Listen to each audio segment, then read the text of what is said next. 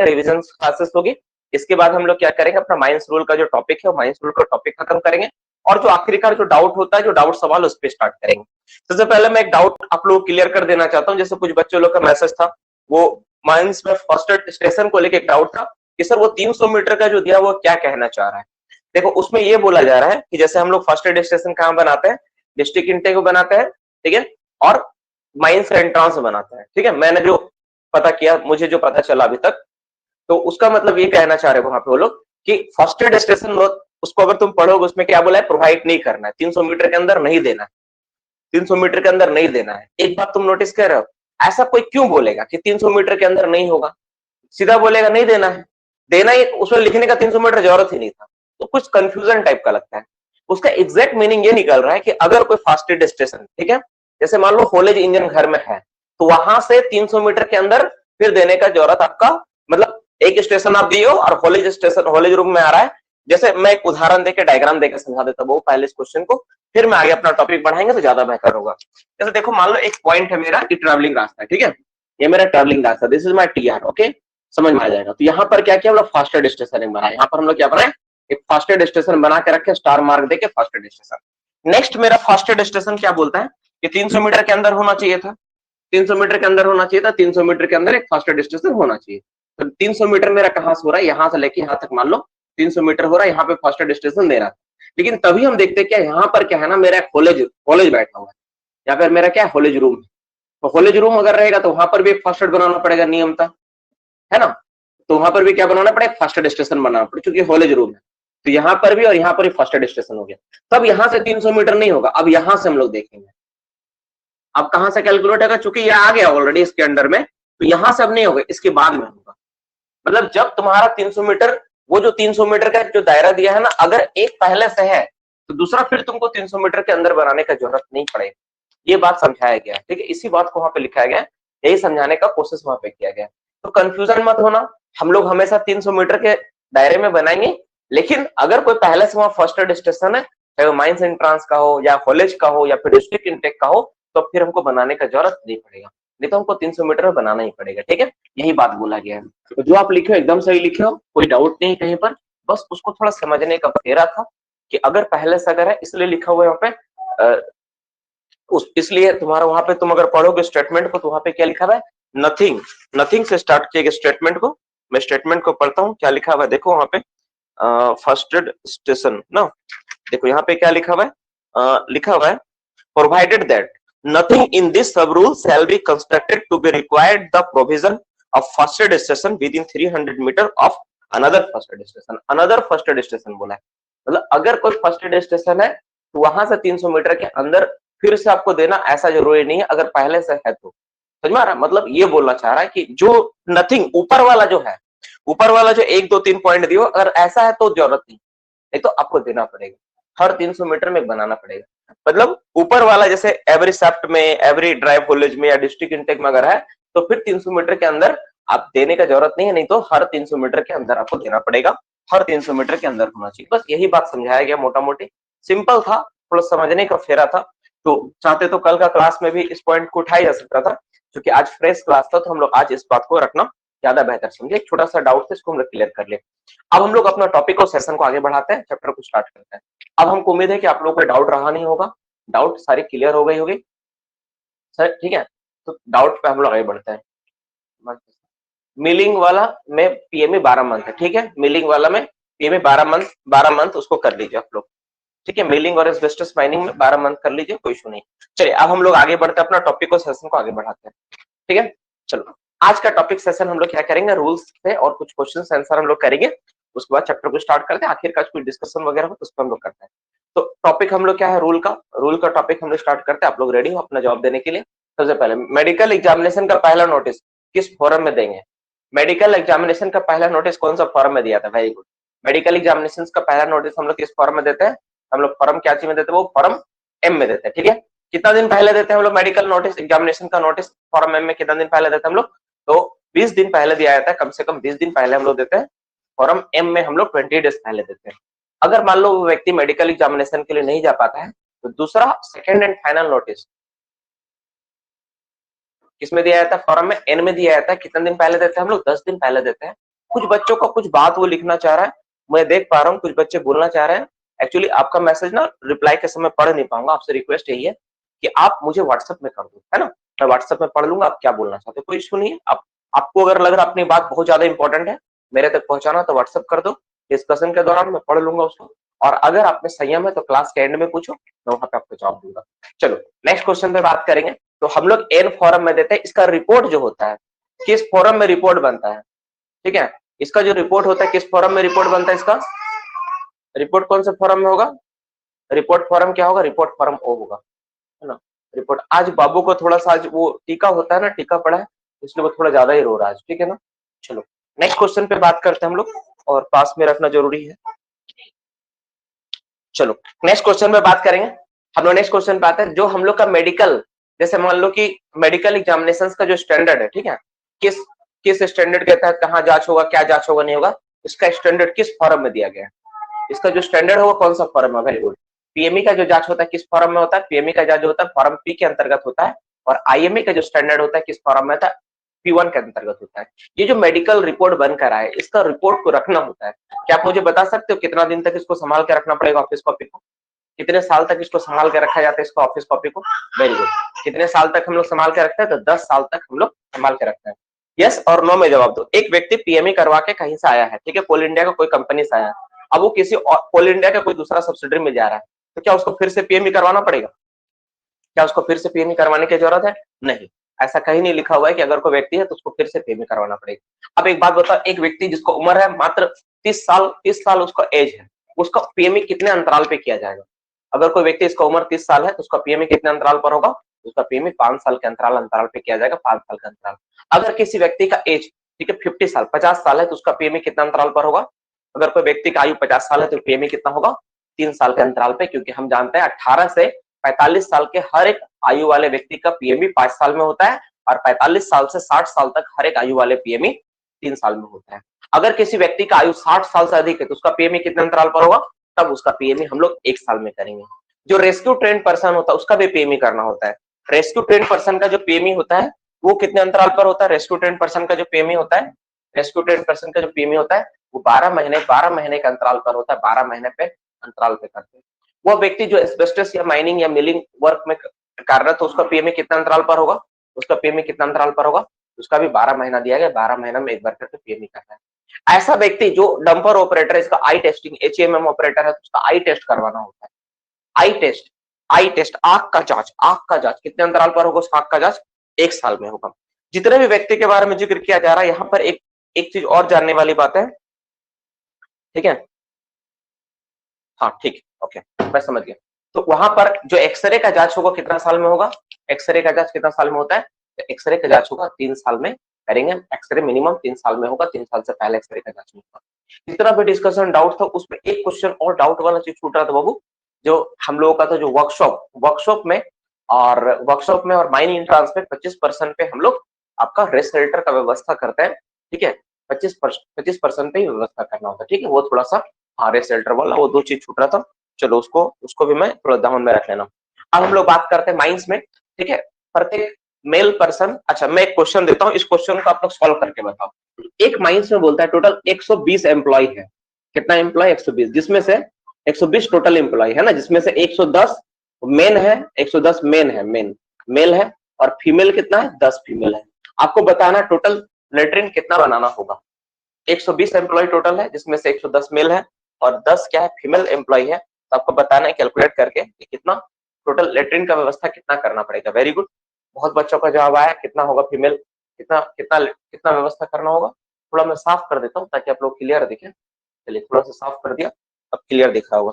तो कितना करना होगा, कितना व्यवस्था करना होगा, ठीक है, कितना व्यवस्था करना होगा, कितना व्यवस्था करना होगा, तो कुल जो व्यवस्था करना होगा आपको 4 व्यवस्था करना। बोलोगे कैसे, तो हर 50 पे 1 प्रोवाइड करते हैं ना, तो 50 के हिसाब से देखोगे तो यहाँ पे कितना है, 50 तक 1, फिर 50 तक 1 तो 100 हो गया, है ना, फिर 50 तक 1 प्लस 10, ठीक है, तो यहाँ पे टोटल 1 1 1 3 हो गया, और फीमेल चूंकि 50 से कम है इसलिए 1। अगर फीमेल अगर बोलता 60 है तो फीमेल के लिए क्या होता, 50 तक 1 प्लस 10, 50 प्लस 10 इस तरह लेते हैं हम लोग, तो 50 के लिए प्लस 1 तो 5 हो जाता है। लेकिन चूंकि फीमेल 10 ही एम्प्लॉय है तो टोटल कितना हो जाएगा मेरा, तो टोटल 4 लेटरिन सीट का लेटरिन रूम का व्यवस्था करना वही है। जो लेटरिन रूम होता है, ठीक है, उसका कितना हाइट तक, दीवार कितना हाइट तक, ठीक है, जो प्रॉपर स्मूथ पंड करना होगा, है ना, पनिंग करेंगे, मतलब उसके ऊपर ना एक स्मूथ सरफेस बनाएंगे। कितना हाइट तक करना होता है, तो 1.25 मीटर का हाइट तक क्या करना होता है, उसको हम लोग पनिंग करते हैं, पनिंग करते हैं। नॉर्मली टाइल्स का इस्तेमाल आजकल किया जाता है, जो कि बहुत अच्छा है, ठीक है। अब इसमें क्या होता है, इसमें व्हाइट वॉश करवाना होता है। तो मुझे बता सकते हैं इसमें व्हाइट वॉश कितने अंतराल पर होता है, व्हाइट वॉश का इंटरवल कितना है, ठीक है, कितना अंतराल पर व्हाइट वॉश होता है। Very good. हर 4 महीने में एक बार करके हम लोग क्या करते हैं, उसका व्हाइट वॉश करते हैं। अच्छा, एक बात, एक चीज हम लोग जानना चाहते हैं, जो गोला माटी में कोई व्यक्ति काम कर रहा है, उसका स्टूल का जांच करना होता है। उसके स्टूल को हम लोग एग्जामिन के लिए भेजते हैं। कितना अंतराल पर उसको एग्जामिन करना होगा, स्टूल का जांच करना होगा, तो हर 6 महीना में एक बार करके स्टूल का जांच करना होता है।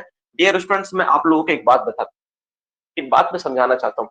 जब कभी आप इस तरह का डिस्कशन में पार्टिसिपेट करो, ईमानदारी पूर्वक 1 2 3 नंबर लिख के करो, ठीक है, कि हम इतना नंबर लिखे, मेरा कितना सही हुआ, कितना गलत हो रहा है।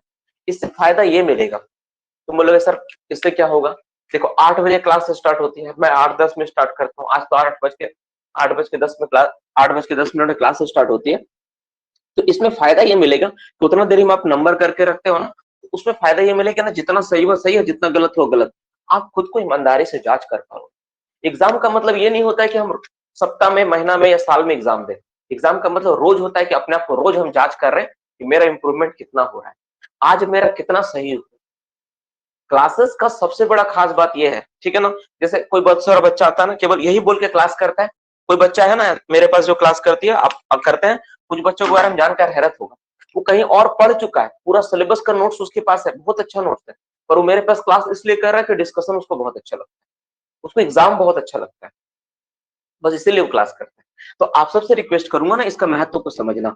पटना, दिल्ली, तुम कहीं पर भी चले जाओ, जो एजुकेशन का हब है, राजस्थान का कोटा चले जाओ, वहां पर तुम जाके देखोगे ना, बच्चों लोग में ना कंपटीशन का भावना, कंपटीशन कैसे करते हो, वो सेट, प्रैक्टिस सेट और एग्जाम से करते हैं।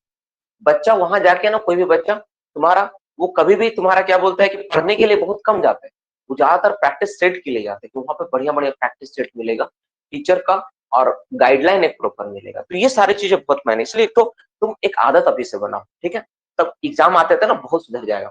और जिनका यूपीपीएससी और सरदार का एग्जाम दे रहे हो, उनके लिए तो ये रामबाण का काम करेगा। आप लिख लेना इस बात को मेरा। चलो नेक्स्ट क्वेश्चन में बात करते हैं, जो हम लोग शेल्टर प्रोवाइड करेंगे, शेल्टर माइंस में कितना व्यक्ति होने पर हम लोग, ठीक है, ओपन कास्ट का लोडिंग पॉइंट के नियरेस्ट पॉइंट पे हम लोग शेल्टर प्रोवाइड करेंगे। माइंस में कितना व्यक्ति होने पर हम लोग ओपन कास्ट के लोडिंग पॉइंट पे नियरेस्ट पॉइंट पे शेल्टर प्रोवाइड करते हैं। तो कितना व्यक्ति होता है, 50 व्यक्ति को, ठीक है। कितना व्यक्ति माइंस में काम करने पर वर्कशॉप में शेल्टर का व्यवस्था किया जाएगा। वर्कशॉप में कितना व्यक्ति है, मोर देन 50 होगा, सही है ये वाला।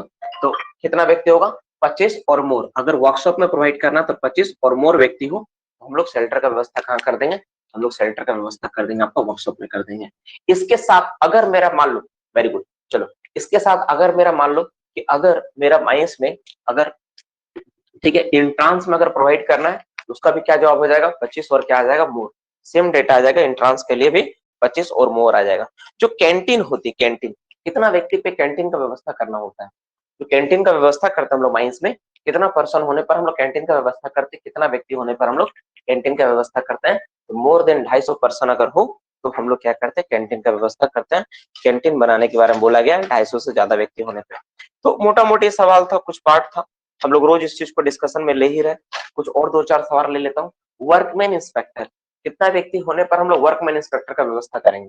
वर्कमैन इंस्पेक्टर कितना से अधिक व्यक्ति होने पर हम लोग वर्कमैन इंस्पेक्टर का व्यवस्था करते हैं, मोर देन 5, क्या है, 500 और मोर व्यक्ति कहीं पर हो तो हम लोग करते हैं। ये 3 वर्कमैन इंस्पेक्टर रहेगा। कितना तक 3 वर्कमैन इंस्पेक्टर रहता है, 500 से कितना तक रहता है 3 वर्कमैन इंस्पेक्टर, तो 1500 तक 3 वर्कमैन इंस्पेक्टर होता है, ठीक है। अब एक सवाल मैं देता हूँ, मान लो कोई माइंस में जो टोटल एम्प्लॉय का संख्या 4800 है, कितना है, 4800। इसमें बताना है कितना वर्कमैन इंस्पेक्टर चाहिए। 4800 में टोटल वर्कमैन इंस्पेक्टर कितना चाहिए, 4800 में टोटल वर्कमैन इंस्पेक्टर कितना चाहिए, 4800 में टोटल वर्कमैन इंस्पेक्टर कितना चाहिए। तो क्या हो जाएगा इसका जवाब, तो पहले हमको ये जानना पड़ेगा, ये जो नंबर है किसके बीच आता है, इस कहां से कहां तक होगा, ये वाला नंबर होगा आपका 4501 से लेके कितना होगा, 5500 तक होगा कि नहीं, ये इसके बीच है। तो मैं क्या बोल रहा था, जो ये जो नंबर आप देख रहे हो उतना चाहिए, उतना माइनिंग से चाहिए, माइनिंग से जितना आएगा वही माइनिंग से चाहिए। माइनिंग से कितना निकल गया 5, इलेक्ट्रिकल और मैकेनिकल मिला के 2, टोटल कितना 6 आपका 7। पहले ये देखना पड़ेगा, ये मत देखो, ये देखो ये किसके बीच आता है। अगर कोई बच्चा इसको देख के मार दिया अच्छा 4 है तो 4 + 2 कर दिया 6, गलत हो जाएगा जवाब। ध्यान से सुन लो बाबू, पहले ये देखना पड़ेगा नंबर किसके बीच आता है, इसके और इसके बीच आता है ना, तो जो मैक्सिमम वाला उसको लेंगे। ठीक है, इसमें पहला डिजिट क्या है 5 है तो 5 होगा। ठीक है, ये मत देखना, गलत हो जाएगा, 4 देख मार दोगे तो गलत हो जाएगा। ठीक है, चलो नेक्स्ट क्वेश्चन पे बात करते हैं। हम लोगों का जो वेलफेयर ऑफिसर होता है, कितना वेलफेयर ऑफिसर पे, ठीक है 32, अच्छा ठीक है, एक सवाल बच्चा पूछा है कि सर 3200 पे कितना होगा बता दीजिए। अगर आपसे पूछा जाए कि 3200 पे कितना होगा, 3200 पे कितना होगा, तब क्या जवाब आएगा, 3200 पे टोटल कितना डब्ल्यू चाहिए, तो ये 3200 किसके पीछे आता है हम लोग देखेंगे, तो 3200 आएगा 2501 से स्टार्ट करके कितना आएगा 3500 तक आएगा, कितना आएगा 3500 तक आएगा ना। यहाँ पर कितना है 3 है, तो मैक्सिमम वाला में 3 आया ना, तो माइनिंग का कितना हो गया आपका, माइनिंग का हो गया आपका 3 और +2 चाहिए, तो कितना हो गया टोटल 5 वर्क इंस्पेक्टर चाहिए बस। ठीक है, ये मैं यहाँ WI का सवाल पूछा हूँ यार। ठीक है, अब सवाल मैं पूछता हूँ, एक बच्चा पूछा था उसी का सवाल मैं ले लिया यहाँ पे। ठीक है, चलो ये एक बच्चा सवाल पूछा था, सवाल में लिखा होगा माइनिंग से कितना चाहिए, इसलिए आंसर 3 आया हुआ है। वो लड़का रिप्लाई दे रहा है कि सर ऑप्शन में 3 दिया हुआ है, इसलिए दिया हुआ है क्योंकि सवाल में माइनिंग से पूछा हुआ है, टोटल वर्क में इंस्पेक्टर नहीं पूछा है ना। सवाल को अच्छा से पढ़ो। चलो नेक्स्ट क्वेश्चन में बात करते हैं। अब डियर स्टूडेंट्स, एक सवाल मेरे पास आप लोग के पास है, अगर मान लो वर्कमैन इंस्पेक्टर कितना % पे एक वर्कमैन इंस्पेक्टर बढ़ाना होता है, WI जो होता है कितना % पे एक वर्कमैन इंस्पेक्टर बढ़ाते हैं हम लोग, कितना पे एक WI बढ़ता है, कितना एवरी कितना कितना पे बढ़ता है, तो 1000 पे WI एक बढ़ता है। वेलफेयर ऑफिसर कितना पे बढ़ता है, वेलफेयर ऑफिसर कितना पर एक बढ़ता है, वेलफेयर ऑफिसर कितना पर एक बढ़ता है, तो वेलफेयर ऑफिसर इसका दोगुना 2000 पे एक बढ़ता है। ओपन कास्ट माइंस में कितना होने पर्सन होने पे हम लोग WI रखेंगे,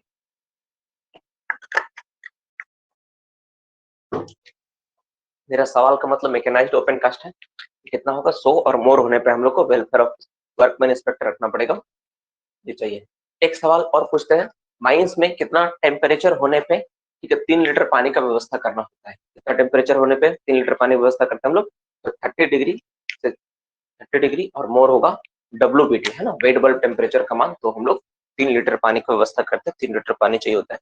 तो मोटा मोटी सारा सवाल था, आप लोग पढ़ चुके देख चुके, हम लोग अब टॉपिक को अपना आगे बढ़ाते हैं, जो कुछ चीजें टॉपिक पर छूटा हुआ है उसको हम लोग क्लास को आगे ले आते हैं। ठीक है, मोटा मोटी 8:30 बजने वाले हम लोग क्लास को स्टार्ट करते हैं। चलो तो आज का टॉपिक को सेशन लिख लो, आज हम लोग क्या चीज के ऊपर क्लास करने वाले हैं, तो हम लोग जो लास्ट क्लास जो किए थे आपको याद होगा, परसों वाला दिन, कल तो क्लास हुआ था कल, लेकिन जो क्लास हुआ था कल तो बहुत इंटरेस्टिंग क्लास था, उसमें हम लोग MCQ क्वेश्चंस की, बहुत सारा सवाल इधर उधर का भी था, और जो बच्चा तैयारी कर उसके लिए तो बहुत अच्छा साबित हुआ होगा। ठीक है, अच्छा एक क्लास स्टार्ट करने से पहले ना मैं एक छोटा सा डिबेट आप लोग के बीच करवाना चाहता हूँ, मतलब एक छोटा सा सवाल एक बच्चा भेजा है मुझे, मैं उसका सवाल को मैं ले लेना चाहता हूँ, जैसे कुछ बच्चा उसका रिप्लाई भी दिया।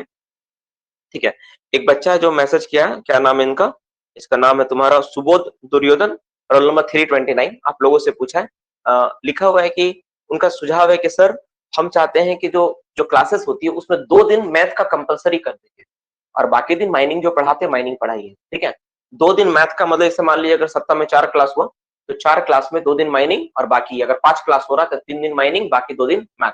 कितने बच्चे इसमें सहमत हो, एक बार रिप्लाई देके बताओ। ठीक है, तो मैसेज में मतलब 99.99% बच्चा नो का फेवर में है, नो का फेवर में। ठीक है ना, अब एक सवाल उसको मन में समझ में नहीं आ रहा हो कि अब जैसे यहाँ पे जो बच्चा सवाल पूछा है उस जैसे क्या नाम है शुभम, ठीक है ना, शुभम को समझ में नहीं आ रहा कि बच्चा नो क्यों बोल रहा है इतना सारा। अब मैं समझा देता हूँ इसके नो के पीछे कारण क्या है, 1 मिनट लगेगा। देखो माइनिंग में मैथ से आया हुआ सवाल कभी भी कंपलसरी और फिक्स नहीं है कि यही सवाल आएगा।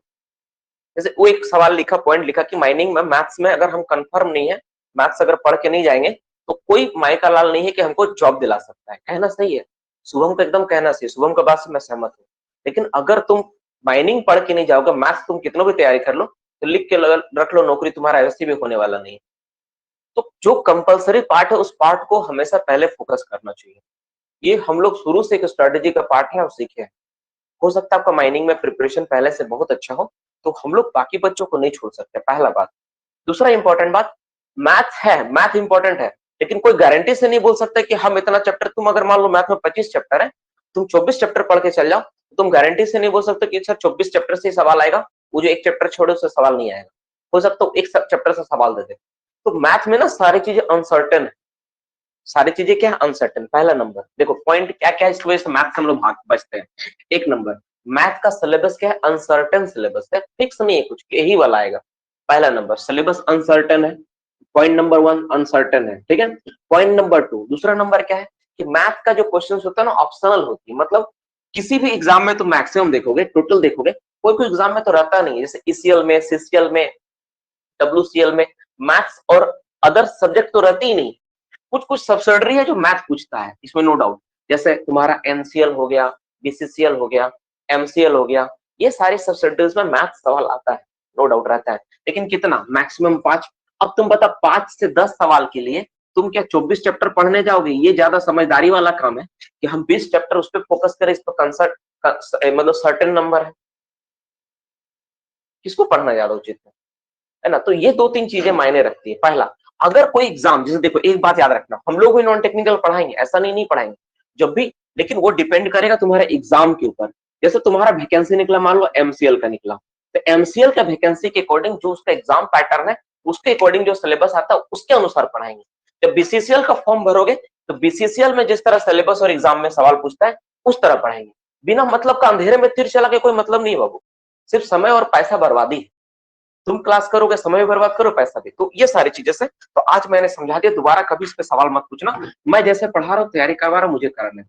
इसके अलावा सैटरडे और वेडनेसडे का मैं क्लास तो रखा ही हूँ कि यूपीपीएससी हो, आप डीजीएमएस का माइनिंग सरदार तैयारी कर रहे हो, या मैथ्स, जिसको जो पढ़ना है आप आओ, वहां पे मैं करवाऊंगा।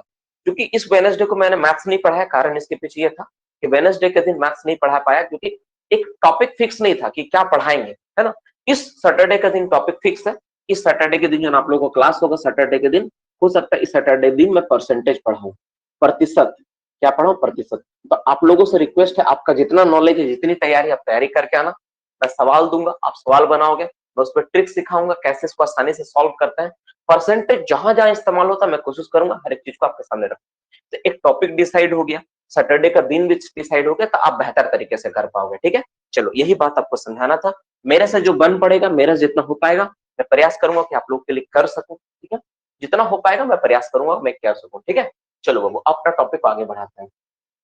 सर मैथ्स पढ़ाने से अच्छा रहेगा, हाँ प्रीवियस चैप्टर का क्वेश्चन कराइए, हाँ सही बात है, उस चीज पे हम लोग फोकस करेंगे, लेकिन दो चार मैथ भी कर लेने में हर्ज नहीं है। देखो कुछ चीजें फिक्स होती है मैथ्स में, सिर्फ परसेंटेज से एग्जाम में सवाल रहता है ना, फिर मेंसुरेशन से सवाल आता है, तो ऐसा कुछ चैप्टर को हम लोग डिसाइड करेंगे, मिला जुला के चैप्टर को पढ़ाने का प्रयास करेंगे। थोड़ा बहुत रिविजन भी होगा, थोड़ा बहुत रूल्स का भी होगा, सारा चीज मिला के होगा। दो चार सवाल, एक ज्यादा नहीं तो 2 सवाल मैथ्स का पढ़ा लिए, 2-4 सवाल रीजनिंग का ले लिए, ऐसा करके करेंगे। ऐसा नहीं कि पूरा प्रतिशत ही कर रहे हैं, आप कितना पढ़ के आए हो, कितना आपकी तैयारी, बस वो मैं जांच करूंगा।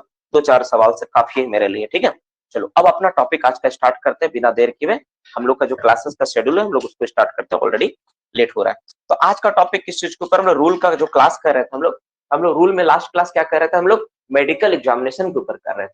मेडिकल एग्जामिनेशन में हम लोग क्या क्या पढ़े, मेडिकल एग्जामिनेशन में आप पन्ना में आपका पेज देखोगे तो उसमें लिखा हुआ बाबू आप लोग के पास कि हम लोग कोई व्यक्ति का मेडिकल एग्जामिनेशन करना अनिवार्य है, एकदम जरूरी है। और उसका टाइम फ्रेम दिया हुआ है, किसी का 5 साल, किसी का 3 साल, किसी का 12 महीना, किसी का 1 साल, ऐसा दिया हुआ है। साथ ही साथ जो मेडिकल एग्जामिनेशन हो उसका नोटिस देना होता है, 2-2 बार नोटिस देते हैं, नहीं जाएगा उसको जॉब टर्मिनेट करने का भी ऑप्शन रहता है, ठीक है। अब आज का टॉपिक सेशन क्या है, क्या कि अगर कोई व्यक्ति मेडिकली फिट होकर तो उसको ज्वाइनिंग दे दिए, लेकिन आज का टॉपिक क्या है उसके बाद का कहानी है कि अगर कोई व्यक्ति मेडिकल एग्जामिनेशन में अगर अनफिट हो जाता है तो, ठीक है, अगर कोई व्यक्ति मेडिकल एग्जामिनेशन में क्या होता है, अनफिट हो जाता है, असक्षम हो जाता है, तब उसके साथ क्या ट्रीटमेंट होगा, क्या किया जाएगा, उसके बारे में हम लोग डिस्कशन करेंगे, आज का क्लास में पढ़ेंगे। और इसी में आएगा, इसी में हम लोग क्या पढ़ेंगे, इसी में हम लोग पढ़ेंगे स्टॉप, इसी में हम लोग पढ़ेंगे ये लास्ट टॉपिक। आप जहां पे लिखे होगे अदर इंपॉर्टेंट नोट लिख रहे होगे ना, ठीक है ना, हम लोग उसी नोट्स को आगे बढ़ाते हुए हम लोग करेंगे सारा का सारा। अच्छा, अदर इंपॉर्टेंट नोट जहां लिख रहे तो वहां पे एक लाइन लिख लो कि अगर कोई फीमेल एम्प्लॉयमेंट है, फीमेल एम्प्लॉय है जिसको मेडिकल एग्जामिनेशन करना है, ठीक है, कोई महिला का अगर मेडिकल जांच करना है तो उसका मेडिकल जांच कौन करेगा, ये एक सवाल आता है, बहुत इंपॉर्टेंट पॉइंट है, इससे रिलेटेड भी आपके एग्जामिनेशन में कभी पूछा जा सकता है, ठीक है। क्या सवाल है, ठीक है। तो सबसे पहला है कि अगर कोई फीमेल एम्प्लॉय है, उसमें आप हिंदी में लिख लेना, तो फीमेल एम्प्लॉय का जो मेडिकल जांच होगा, ठीक है, उसका बिना इजाजत का कोई मेल पेशेंट नहीं करेगा, मेल डॉक्टर नहीं करेगा, माफ करना, कोई मेल डॉक्टर फीमेल एम्प्लॉय का विदाउट हर परमिशन उसका मेडिकल एग्जामिनेशन नहीं करेंगे। जहां पॉइंट लिख रहे थे ना, उसी पॉइंट में मैंने कहा था दो जगह 2 लाइन छोड़ देना ना, 2-3 लाइन आप छोड़ के रखे, मुझे पूरा यकीन है। उसी 2 लाइन में ना पहला एक लाइन लिख के पहला लाइन लिखो, जहां पे आप एंड किया ना वहीं पे लिखो। क्या लिखोगे कि जो भी मेडिकल एग्जामिनेशन होगा, तो किसी भी फीमेल एम्प्लॉय का जो मेडिकल एग्जामिनेशन होगा वो बिना उसकी परमिशन का कोई मेल डॉक्टर नहीं करेगा, कोई भी मेल डॉक्टर, ठीक है, कोई पुरुष डॉक्टर उसका मेडिकल एग्जामिनेशन नहीं कर सकता है बिना उसके परमिशन का। और साथ ही साथ अगर वो परमिशन देती भी है कि हाँ आप मेरा मेडिकल एग्जामिनेशन कर सकते हैं, तो उसके साथ क्या होगा, एक महिला उसके साथ एक महिला खड़ी रहेगी, उसके साथ उपस्थित रहेगी, तभी वो जांच कर सकता है। ठीक है, no woman shall be without her consent be the medical examined by a male medical practitioner except in presence of another woman. मतलब बिना किसी वुमेन का वहां खड़े रहे, उसका परमिशन मिलने के बाद। ठीक है, मतलब कंडीशन क्या है कि एक मेल डॉक्टर अगर फीमेल का जांच कर रहे हैं तो क्या करना होगा उनको, तो उसको जांच करने के लिए क्या करना होगा, ठीक है, a male doctor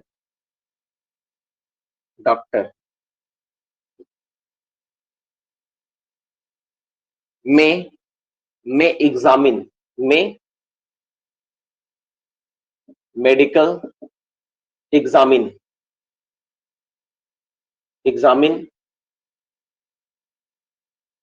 of a female employee with her permission। वो कैसे कर सकता है, with her permission, उसकी परमिशन से। ठीक है, एट प्रेजेंट ऑफ, लेकिन सबसे बड़ा बात क्या है वहां पे, एट प्रेजेंट ऑफ, ठीक है, at presence of another woman, at PRE presence of another woman. ठीक है, अनदर वुमन, तो आप तो दूसरी महिला के उपस्थिति में ही करेगा वो जांच में भी कर सकता है जांच। ऐसा अगर फीमेल हो तो अच्छी बात है, फीमेल डॉक्टर अगर मेडिकल एग्जामिनेशन करे फीमेल का तो अच्छी बात है। अगर वो नहीं कर रही है, अगर फीमेल डॉक्टर नहीं है, अगर मेल डॉक्टर ही है तो कर सकता है, लेकिन उसके लिए फीमेल एम्प्लॉय का उसका परमिशन चाहिए। बताएगा, उसको कंसल्ट करेगा, बताएगा कि मैं आपकी जांच करूंगा, वो बोलेगा हाँ सर आप कर सकते हैं, तो वो ठीक जांच करेगा। लेकिन उसमें भी क्या है, प्रेजेंस ऑफ अनदर वुमेन, एक दूसरी औरत वहां खड़ी रहेगी। ठीक है, उसके उसके मतलब प्रेजेंस में ही जांच होगा, मेडिकल जो भी जांच होगा उसके प्रेजेंस में जांच होगा। ठीक है, तो ये मोटा मोटी कुछ बात रहा। अब हम लोग बात करते हैं क्या, अगर कोई व्यक्ति क्या होता है, इफ ए वर्कर और एम्प्लॉय, ठीक है, अनफिट। ठीक है, चलो अब हम लोग आज का टॉपिक और मेन, अच्छा यहाँ पे ना 2 लाइन छोड़ के रखना, 1-2 लाइन अभी भी छोड़ के रखना, जरूरत पड़ेगा लिखने के लिए। ठीक है, यहाँ पर जो लास्ट लाइन है ना वहां पे 1-2 लाइन छोड़ के रखना, वहां पे जरूरत पड़ेगा। ठीक है, इसके बाद 2-3 लाइन छोड़ने के बाद अब लिखो जो मैं लिख पा रहा हूँ। ठीक है बाबू, इसके बाद लिखो हेडिंग क्या दोगे, इसके बाद जो आप लोग का मेन हेडिंग होगा, मेन हेडिंग में आप लिखो।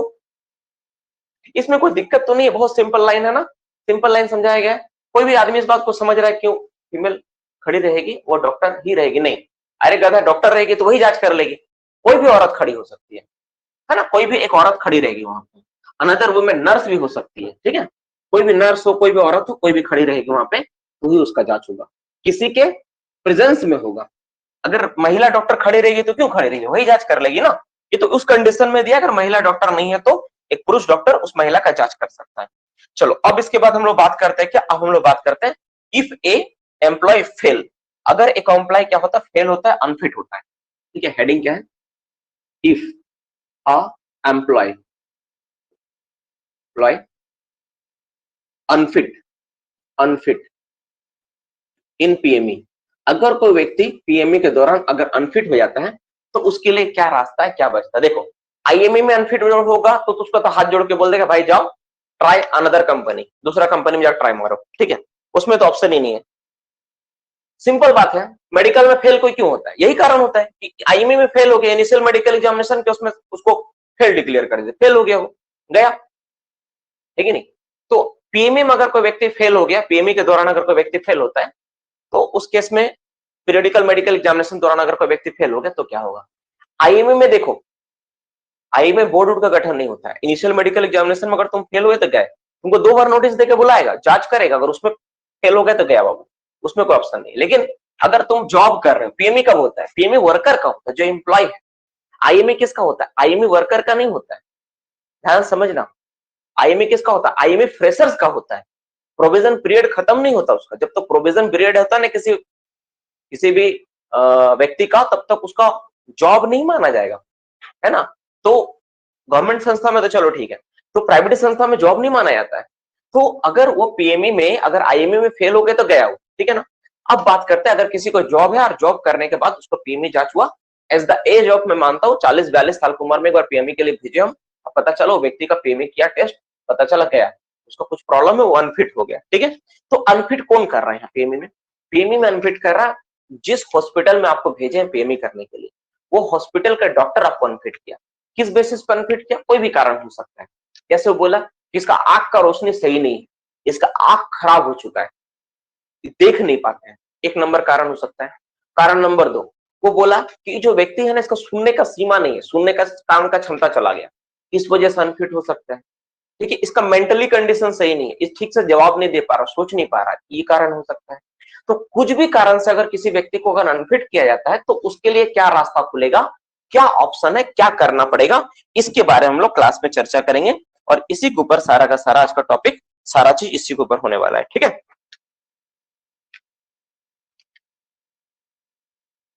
तो हम लोग इस पे हम लोग स्टार्ट करते हैं। तो सबसे पहले क्या करना होगा,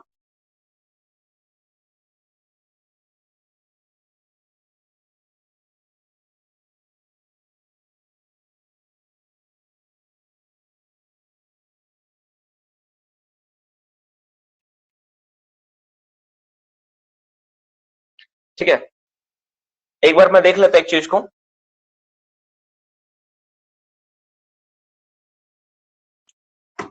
देखो, अगर कोई व्यक्ति क्या होता है, जांच में अगर अनफिट घोषित होता है ना, तो सबसे पहले क्या करना होता है, 30 दिन के अंदर, ठीक है, उसको दोबारा मेडिकल जांच की व्यवस्था करना होगा। क्या करना होगा? ठीक है, ठीक है, लिखो। फिर क्या करना, एक नंबर पॉइंट इसमें क्या करना होगा, ठीक है, अरेंजमेंट, क्या करना होगा, arrangement, arrangement for re medical examination, re medical, फिर से मेडिकल जांच, मेडिकल एग्जामिनेशन। अच्छा एक बात ना, ये ना अगर हम पढ़ रहे हैं यहाँ पे पीएमई एंड आईएमए दोनों लिखा हुआ है ना, पीएमई और आईएमए दोनों लिखा हुआ है।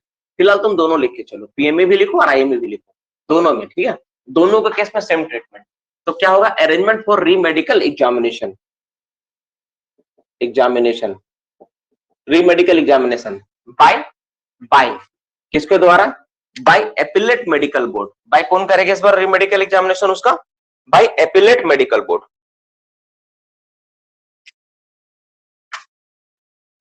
APPELL ATE हो ना, ATE, appellate medical board, appellate medical board. तो एपिलेट मेडिकल बोर्ड द्वारा क्या होगा, उसका दोबारा हम लोग क्या करेंगे, दोबारा से उसका री मेडिकल एग्जामिनेशन होगा, दोबारा री मेडिकल एग्जामिनेशन का व्यवस्था करना पड़ेगा। कितना दिन के अंदर, with in 30 days, with in 30 days, 30 दिन के अंदर, ठीक है ना। 30 दिन के अंदर उसका दोबारा री मेडिकल एग्जामिनेशन का क्या करना होगा, व्यवस्था करना होगा कि 30 दिन के अंदर ताकि दोबारा उसका ये हो जाए, ठीक है। कहां से, with in 30 days from his medical examination, from from his medical examination, जो उसका मेडिकल एग्जामिनेशन हुआ था, फ्रॉम हिज मेडिकल एग्जामिनेशन। देखो, जो उसका मेडिकल एग्जामिनेशन हुआ था, जिसमें ये पता चला था, ठीक है, कि वो बच्चा क्या है, वो जो व्यक्ति है, माफ करना, वो जो एम्प्लॉय है, वो क्या है, असक्षम है, अनफिट है, उससे 30 दिन के अंदर, उससे 30 दिन के अंदर क्या करना होगा, उसका दोबारा री मेडिकल एग्जामिनेशन का व्यवस्था करना होगा। ठीक है, ध्यान सुनो, एक व्यक्ति है, मेडिकली जांच हुआ, पीएमई आईएमई जो भी जांच हुआ, जांच करने बाद पता चला कि ही इज अनफिट। अनफिट किस लिए भाई, तो कोई भी कारण, आंख से देख नहीं पा रहा, सुन नहीं पा रहा, जो भी, तो उसका क्या करना होगा, उस रिपोर्ट के 30 दिन के अंदर क्या करना होगा, री मेडिकल एग्जामिनेशन का व्यवस्था कर देना होगा, री मेडिकल का एग्जामिन उसका होगा, ठीक है। अब अगर री मेडिकल एग्जामिनेशन अगर किसी का हो रहा है, ठीक है, अगर क्या है, री मेडिकल एग्जामिनेशन अगर किसी का हो रहा है, ठीक है, तो जो री मेडिकल एग्जामिनेशन होगा, ठीक है, उसके लिए उसको सूचना देना पड़ेगा। क्या करना भाई, उसको सूचना देना पड़ेगा कि हाँ भाई तुम्हारा री मेडिकल एग्जामिनेशन हो, तुम जाकर री मेडिकल। अच्छा, ये जो व्यवस्था कौन करता है, नॉर्मली अगर आपसे पूछे कि ये व्यवस्था कौन करेगा, बाय किसके द्वारा होगा, तो सिंपल बात है, ओनर एजेंट मैनेजर द्वारा करेगा, है ना, ओनर एजेंट मैनेजर। अब पीएम साहब तो आएंगे नहीं व्यवस्था करने के लिए, बाय ऑनर एजेंट मैनेजर द्वारा ही व्यवस्था करना होता है। सिंपल बात है कि ऑनर एजेंट मैनेजर ही इसका व्यवस्था करता है कि एक व्यक्ति अनफिट है तो जाइए, ऑनर एजेंट मैनेजर बोलेगा 30 दिन के अंदर उसको फिर से रीमेडिकल एग्जामिनेशन। अच्छा, अब अगर मान लो एक चीज मैं पूछना चाहता हूँ, ठीक है, वो व्यक्ति क्या था, वो व्यक्ति क्या है, डंपर ऑपरेटर है। सिंपल समझना, दो व्यक्ति है, एक है डंपर ऑपरेटर, समझना इस चीज को, इस चीज को समझना बहुत जरूरी, डंपर ऑपरेटर है, और एक व्यक्ति है जो पंप खलासी है, पंप खलासी, ठीक है, खलासी है। तो डंपर ऑपरेटर और पंप खलासी दो व्यक्ति, ठीक है, दोनों को बोला कि आई खराब हो गया, आई से पूरी तरह देख नहीं पाता, ये आई में प्रॉब्लम है। प्रॉब्लम किसे बता, आंख में प्रॉब्लम है, दोनों में लिखा ही बात, आई प्रॉब्लम, आई प्रॉब्लम, ठीक है। देखो बाबू समझना, आई प्रॉब्लम, आई प्रॉब्लम, देखो कहानी क्या हो रहा है, दोनों में आंख प्रॉब्लम है। अब एक बात बताओ, दोनों में अगर आंख प्रॉब्लम है और हम अगर किसी को छूट देना चाहें कि चलो ठीक है हम थोड़ा दिन तक छूट देते हैं कि तुम कुछ दिन तक और काम कर लो, ठीक है, उसी पद पे रहते हुए, तो किसमें हम छूट दे सकते हैं? क्या दोनों में एक जैसा छूट दिया जा सकता है कि हाँ भाई चलो ठीक है, अगर तुम अगर आंख प्रॉब्लम है कोई बात नहीं, चलो तुम काम चाहते हो तो कर सकते हो, कोई दिक्कत नहीं है। क्या किसी को हम छूट दे सकते हैं? क्या छूट दिया जा सकता है? दोनों में एक जैसा छूट दिया जा सकता है? नहीं दिया जा सकता, कभी भी दोनों में एक जैसा छूट नहीं दिया जा सकता है ना। तो मैक्सिमम जो होता है किसी व्यक्ति को हम लोग 1 महीना काम करने का परमिशन दे सकते हैं, लेकिन अगर किसी का सीरियस है तो 1 महीना ही होगा। लेकिन मान लो किसी का क्या उतना ज्यादा सीरियस कंडीशन नहीं है, लग रहा है कि हाँ चलो ठीक है किसी के साथ जा रहा काम कर रहा है, तो मैक्सिमम 6 मंथ तक हम लोग दे सकते हैं। जैसे उदाहरण के तौर पर ये ले लो, जैसे मान लो एक डंपर ऑपरेटर है, तो उसका अगर आंख में प्रॉब्लम है तो उसका 1 महीना तक ही बोलेगा कि चलो ठीक है मैक्सिमम 1 महीना काम करवा लो जो काम कर रहा तो। लेकिन अगर कोई पंप खलासी तो उसमें 6 महीने तक छूट मिल सकता है, फिर पंप का खलासी को उतना जॉब वाइटल है नहीं। लेकिन डंपर ऑपरेटर का आंख खराब होना इसका मतलब वो सीधा ठोकेगा किसी ना किसी को, कितना वाइटल वर्क है ना। तो किसी भी केस में मिनिमम 1 महीना तक मिलता है छूट, और मैक्सिमम जो टाइम मिलता है छूट कितना मिलता है, 6 महीना तक आप उसको उस पद पे काम करवा सकते हैं। समझ में आया?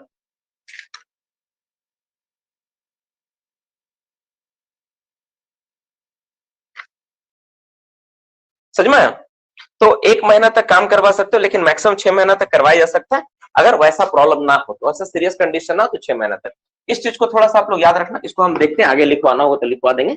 एक छोटा सा बात था मैं आपको जोड़ के समझा दिया। अब अगर मान लो मेडिकल री एग्जामिनेशन का गठन हो गया, मेडिकल री एग्जामिनेशन का बोर्ड बैठी है, वो मेडिकल री एग्जामिनेशन के लिए बोर्ड का गठन हो गया। अब सवाल ये आता है कि जो मेडिकल एग्जामिनेशन होगा उसका पॉइंट नंबर 2, उसके लिए उसको नोटिस देना पड़ेगा। तो नोटिस ऑफ, अब क्या होगा, अब इसका क्या नाम होगा, नोटिस ऑफ री मेडिकल एग्जामिनेशन। इसका क्या नाम होगा, री मेडिकल एग्जामिनेशन, ठीक है। अच्छा एक बात, ये क्या है, पहला नोटिस है ना, तो 2 नंबर में ना फर्स्ट में लिखता हूं, फर्स्ट नोटिस ऑफ री मेडिकल मेडिकल एग्जामिनेशन। पहला नोटिस देना री मेडिकल एग्जामिनेशन का, ठीक है। कौन करेगा, बाय किसके द्वारा होगा, तो बाय किसके द्वारा होगी, इसमें एपिलेट मेडिकल बोर्ड, इसको क्या हम शॉर्ट में लिखते हैं, AMB लिखता हूं, ठीक है, AMB appellate medical board. By किसके द्वारा, एपिलेट मेडिकल बोर्ड। मेरे पास उतना जगह नहीं बाबू, मैं छोटा छोटा लिख रहा हूं, तुम लोग अपना बड़ा लिख लेना। तो फर्स्ट नोटिस जो होगा री मेडिकल एग्जामिनेशन का बाय एपिलेटेड मेडिकल बोर्ड, इसका नोटिस किस फॉर्म में देंगे, तो इन फॉर्म, कौन सा फॉर्म इस्तेमाल करेंगे हम लोग, इन फॉर्म इस्तेमाल करेंगे हम लोग, क्यू में इस्तेमाल करें, क्यू में देंगे, ठीक है। बिफोर कितना दिन पहले देंगे उसको एग्जामिनेशन का, तो बिफोर, बिफोर कितना दिन, बिफोर 15 डेज, 15 दिन पहले उस व्यक्ति को सूचित करेंगे भाई तू जाके तुम री मेडिकल एग्जामिनेशन होगा वहां पे जाके तुम एग्जामिन करवा ले। लेकिन आपको पता है कोल इंडिया में जो कामगार होते हैं बहुत ज्यादा सीरियस नहीं होते हैं, उतना अगर सीरियस रहेगा तो आंख ही खराब नहीं होता बेचारे का। तो उस केस में अगर कोई व्यक्ति फेल हो गया, अगर नहीं गया, तो उसको क्या करते हैं हम लोग, सेकेंड एंड फाइनल नोटिस देते हैं, सेकेंड एंड फाइनल नोटिस, ठीक है। सेकेंड एंड फाइनल नोटिस किस तरह, कौन सा नोटिस देंगे, second and final notice of री मेडिकल एग्जामिनेशन। किस चीज के लिए, ऑफ री मेडिकल, फिर से मेडिकल जांच के लिए, मेडिकल एग्जामिनेशन के लिए, ठीक है। ठीक है, बाय कौन करेगा जांच, बाय एपिलेट मेडिकल बोर्ड, वही एपिलेट मेडिकल बोर्ड। क्यों, क्योंकि वो फेल हो गया। क्यों ऐसा करना पड़ रहा, अगर वो फेल हो गया, ठीक है, if he fail, if if if he fail, अगर जो वर्कर है ना, इफ ही फेल, अगर वो फेल होता है ना तभी ऐसा करना होता है, मैं इसको ब्रैकेट में दे दे रहा हूं, इफ ही फेल, तो क्या होगा, तो उसको नोटिस जो देंगे किस फॉर्म में देंगे, इन फॉर्म। अगेन जो देंगे हम लोग किस फॉर्म का इस्तेमाल करें हम लोग, इस बार जब फॉर्म का इस्तेमाल करेंगे तो क्यू के बाद क्या होगा, आर, आर फॉर्म में देंगे, इस बार देंगे हम लोग आर फॉर्म में। अब बिफोर कितना दिन पहले देंगे, इस बार भी बिफोर देंगे हम लोग फिर से 15 डेज पहले, ठीक है। उसमें क्या था, 20 दिन और 10 दिन था ना, इसमें दोनों क्या है, 15-15 दिन पहले हम लोग सेकंड नोटिस भी क्या करते हैं हम लोग 15 दिन पहले ही देते हैं। तो बड़ा सिंपल चीज है, तुम देखो एक रीमेडिकल के गठन होगा, अगर कोई व्यक्ति फेल होता है तो जो उसका रीमेडिकल एग्जामिनेशन होगा, उसका जो रिपोर्ट बना उसका 30 दिन के अंदर ही उसको रीमेडिकल जांच करवाना होगा, ठीक है। तो 30 दिन तक तुम रीमेडिकल एग्जाम करवाए, तो फर्स्ट नोटिस उसको दोगे रीमेडिकल के लिए, 15 दिन का उसको टाइम मिलेगा। सेकंड नोटिस और फाइनल नोटिस होगा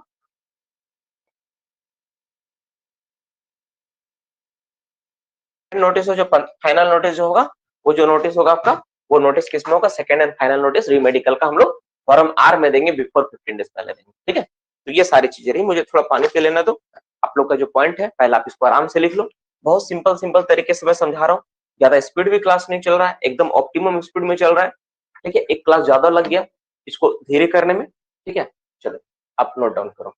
सर एक बार बताइए, जब पर्सन को अनफिट किया जाता है तो वो उसके अगेंस्ट अपील कितने दिन में कर सकता है? ये जो 30 डेज है ना, 30 डेज यही है।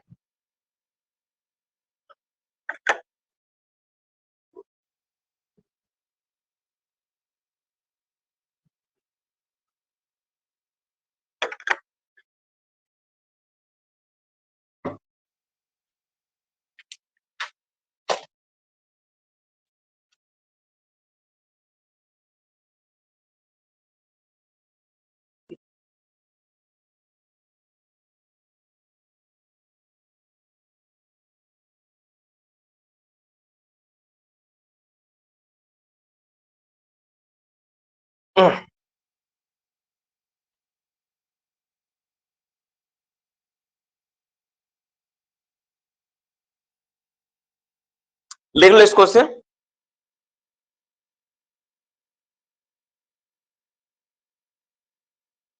After the expiry of the 30 days from the date of this medical examination.